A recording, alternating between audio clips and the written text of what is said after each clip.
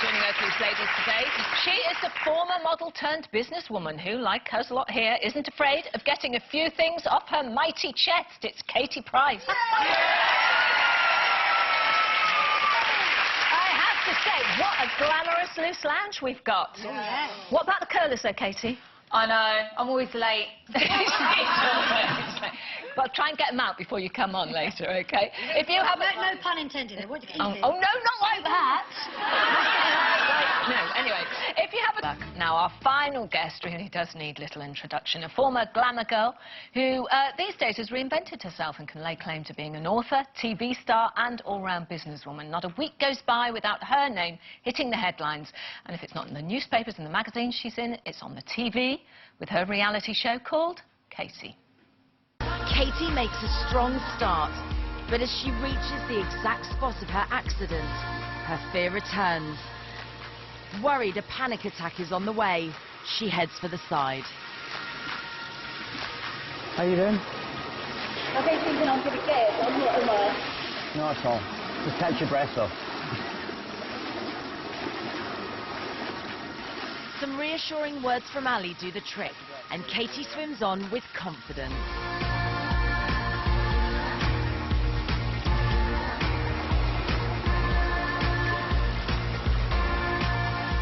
She reaches the other side, conquering her greatest fear once and for all. Whoa, please welcome Kaite Price.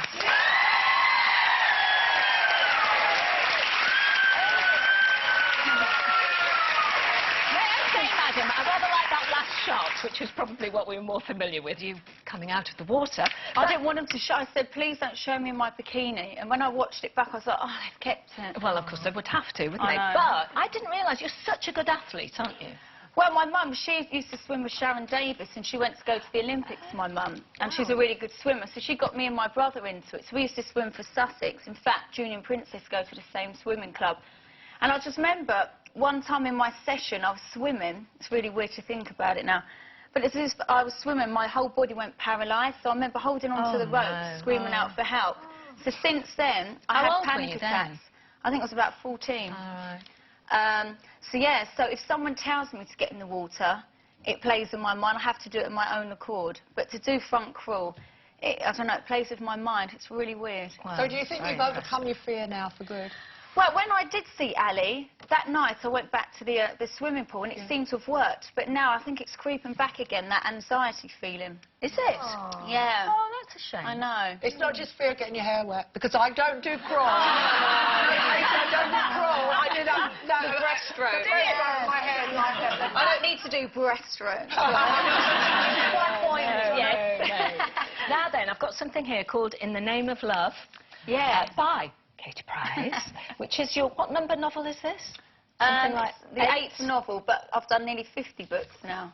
Wow. 50 books. Can you believe that? Really? Yeah, because you've done children's books as well, and autobiographies. How many of those have you done? I've just started on my next one, actually. I think it'll be my 5th one. Well, they're like diaries, but they like to call them autobiographies. Because you do write about things, and they do tend to come true, don't they? Well, this did, because we wrote this book. I say we, because it's Rebecca and me. So just tell us how you work, because people go, oh, she doesn't even write I know, them. it's like, no, I do not sit there and type like this. You definitely have to have a talent how to write an actual book.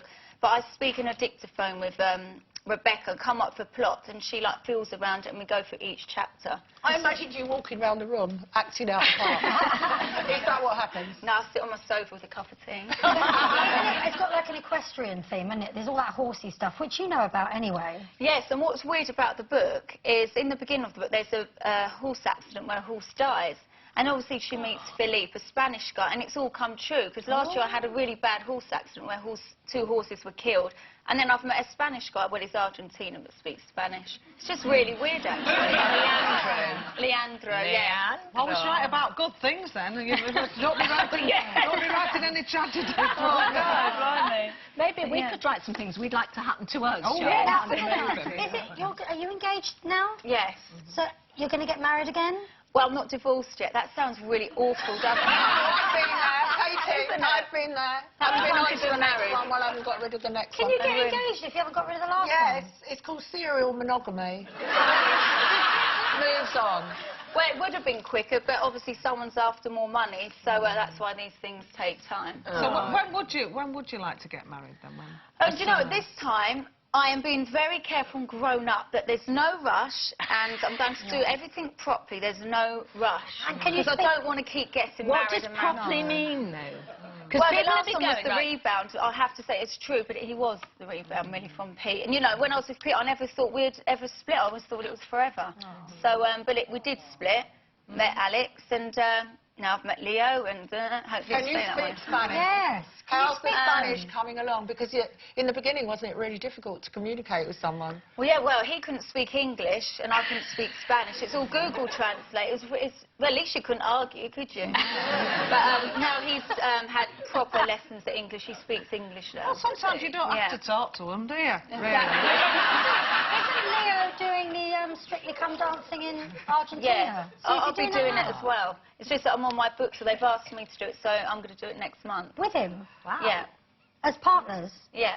Oh, God. They Oh, do you're it gonna a bit have different terrible over row. here. I could see a row coming out of that, Katie. I really do.